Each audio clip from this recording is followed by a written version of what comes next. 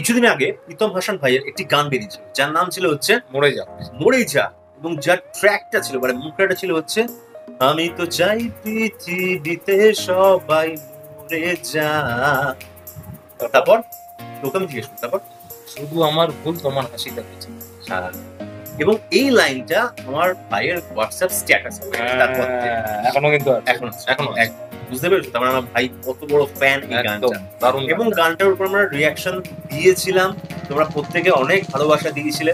এবং সেই আমার যত মনে পড়ছে বাবা ইয়াদের একটা চ্যানেল রয়েছে যারা হচ্ছে এরকম একটা কমেডি টাইপের গান বার করে, যেখান থেকে আমরা দেখছিলাম দেশবাসিতোর একটা গান দেশবাসিত, এবং তারা কিন্তু এই প্রীতম হাসান ভাইয়ের মরে যা গানটারও একটা ভার্সন বার করেছিল। সেখানে তারপর আমরা বলেছিলাম দেবো, কিন্তু তারপর যাই হোক। তো আজকে একটা গান বেরিয়েছে প্রীতম হাসান ভাইয়ের যার নাম হচ্ছে শরতের শেষ থেকে। এবং যখন ডেসক্রিপশন বক্সে আমরা একটু চেক করলাম তখন জানতে পারলাম এই গানটা হচ্ছে মরে যা গানের প্রিকুয়েল। মানে আমরা সিকুয়েল শব্দটা থেকে আমরা খুব হ্যাবিচুয়েটেড আর কি, কিন্তু প্রিকুয়েলটা কিন্তু তবে আমাদের ইন্ডিয়াতে এখন প্রচন্ড পরিমাণে প্রিকুয়েল ব্যাপারটা মুভি বেরিয়ে শুরু করেছে। তো যাই হোক সেখান থেকে আমরা একটু ইউজ টু হয়ে গেছি শব্দটার সাথে। তো একটা গানে এরকম প্রিকুয়েল আমরা কখনো ভাবিনি। হ্যালো গাইস, আমি জে বব আর তোমাদের সাথে বমস রিঅ্যাকশন। প্রিকুয়েল যেটা নিয়ে আমরা এতক্ষণ ধরে কথা বলছিলাম, এটা গানে একটা মিউজিক ভিডিওতে প্রিকুয়েল মানে এতটা গভীর চিন্তা ভাবনা বোধহয় আমি অন্তত আমাদের সিরিয়াসলি বলছি আমাদের ইন্ডিয়ান যত মুভি ইন্ডাস্ট্রি রয়েছে আমি সেখানে দেখিনি না প্রিকুয়েল, কোনো গানের প্রিকুয়েল ভাই বস আমি দেখিনি। সিরিয়াসলি বলছি প্রীতম হাসান ভাই দেখিনি অবশ্যই। মানে আমি সবসময় কিন্তু ক্রিয়েটিভ জিনিসগুলোকে সাপোর্ট করি এবং এটা কিন্তু সত্যি মানতে হবে। এটা আমি যখন দেখলাম আমিও ভাইকে বলছি ভাই গানের প্রিকুয়েল মানে একটা বোঝা যেতে পারে যে একটা গানের মধ্যে কতটা চিন্তা ভাবনা ঢুকে থাকলে এরকম টাইপের জিনিসগুলো বেরোবে। তো যাই হোক এক্সপেকটেশন লেভেল প্রচন্ড পরিমাণে হাই, আর এখন আমাদের এক্সপেকটেশন লেভেল প্রচন্ড পরিমাণে হাই হয়ে যাচ্ছে। সিরিয়াসলি আমরা এখন বাংলাদেশের ভিডিও রিঅ্যাকশন দিতে শুরু করে তখন হয়তো এতটা এক্সপেকটেশন লেভেল ছিল না, কিন্তু যতটা গভীরে যাচ্ছি তত বা এখন নতুনকার দিনে নিত্য গান শুনছি তত যেন আমাদের এক্সপেকটেশন লেভেল আরো বেশি হাই থেকে তো আরো এক্সপেকটেশন হাই একদম, কারণ আলাদাই গানটা একটা অন্য লেভেলে ছিল। বাংলাদেশের গান আমার মনেই হয় যখন এতটা একটা লম্বা চড়া একটা ডেসক্রিপশন লেখা রয়েছে পরে আসছি আমরা, কিন্তু এই প্রিকুয়েল শব্দটা যখন আমি শুনলাম না তখন এক্সপেকটেশন লেভেলটা আমাদের দুজনের বড় হাই হয়ে গেল একদম। তো যাই হোক একটু ডিটেইলস আমাদের বলে দিই, তো বলে দে ভাই। মিউজিক এন্ড সিঙ্গার তো আমাদের প্রীতম হাসান ভাই, কোনো কথাই হবে না। লিরিক্স হলো ইনামুল তাহসিন। তো কোন চ্যানেল নিয়েছি প্রীতম হাসান ভাইয়ের অরিজিনাল চ্যানেলটা থেকে নিচে, তো অরিজিনাল ভিডিও লিংকটা আমাদের ডেসক্রিপশন বক্সে দেওয়া থাকবে, আর চলে যাবে চ্যানেলটাতে আর ভিডিওটাতে চ্যানেলটা লাইক সাবস্ক্রাইব আর কি করতে হয় জানো আমি ভুলে গেলাম। ভিডিও বলে দিছি না মাঝখানে গুলি দিছি এটা বুঝতে বিদ্যা বলো না আমার এটা হয়ে গেছে মুখস্থ হয়ে গেছে তুই ওই জন্য হয়ে যাবে আমি তখন ভুলে যাই না অনেক কথা বলি আমরা ভিডিও বংসের রিঅ্যাকশন শুনতে শুনতে মরে যা এরকমটা বেরো। আচ্ছা যাই হোক এটা কিছু বলতে হবে এটা ভুলে করে ফেলে না। আর চলো থেকে বেরিয়ে যায়। তো চলো গানটা শুনে দেখে নি ভিডিওটা। শরতের শেষ হবে কি কথা। তবে শরৎকাল বলতে কিন্তু আমার মনে পড়লো একটাই জিনিস, শরৎ উৎসব। সেই ভিডিওগুলো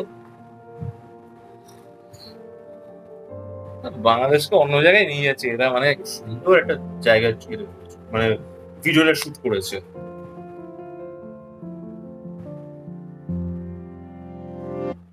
গ্রীষ্মতে ছায়ার মতো শীতল চোখ তোমার,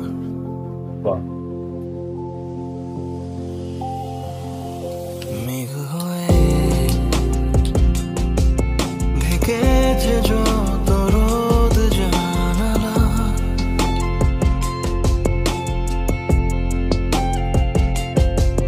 হয়নি সাহস কথা বলার, তবু তোমার নামে লিখে গেছি এক চিঠি শতবার।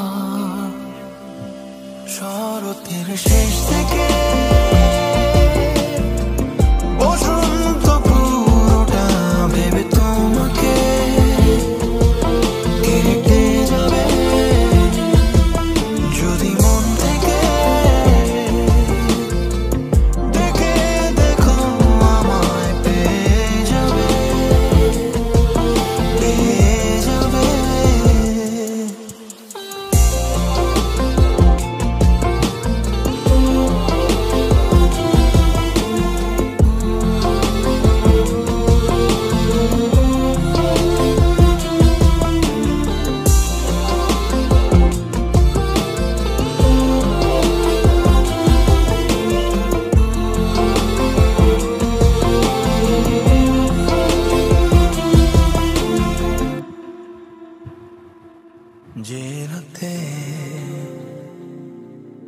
তোমার দু চোখ ঘুমহীন আবার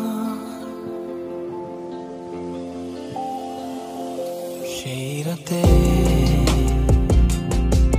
তোমার কাছে পাঠাবো চাঁদ আমার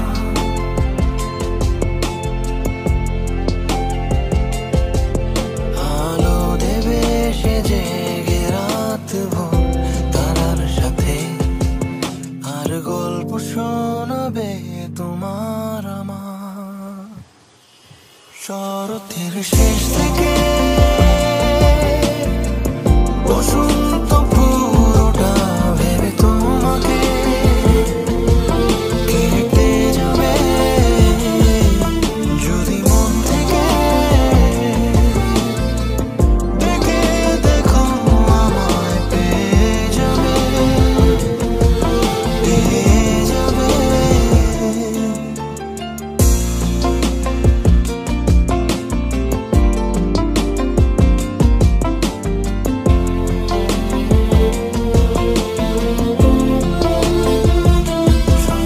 শরতের শেষ থেকে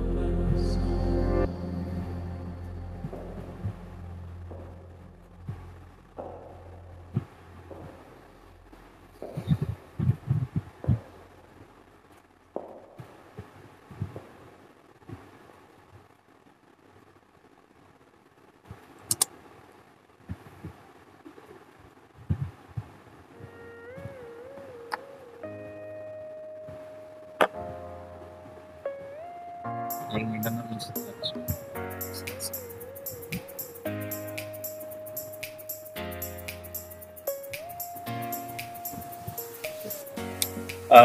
সরি, আমরা হয়তো গানের সাথে সাথেই কথা বলা স্টার্ট করি, বাট এই গানটার মুহূর্তে হয়তো আমাদের এই 2 বছরের জার্নিতে ফার্স্ট টাইম যে আমরা মিনিমাম 10 থেকে 12 সেকেন্ড মতো পজ নিলাম। তার পেছনের অনেকটা গভীর কারণ রয়েছে। ফার্স্ট আমি একটা কথা বলতে চাই, গান টান সাইডে ভাই এইরকম টাইপের একটা ক্রিয়েটিভ মানুষ কিন্তু খুব কম সময়, মানে খুব কম জন্ম নেয়। প্লিজ এরকম মানুষজনকে সাপোর্ট করো।